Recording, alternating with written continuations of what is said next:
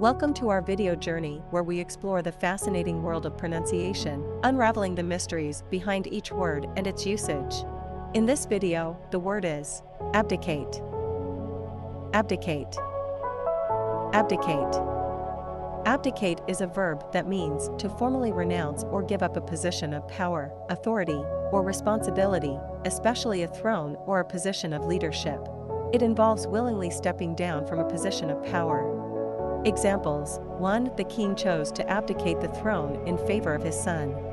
In this sentence, abdicate is used to describe the king's decision to relinquish his position as monarch. 2. The president was under immense pressure to abdicate following the scandal. Here, abdicate refers to the president facing pressure to resign from office due to a scandal.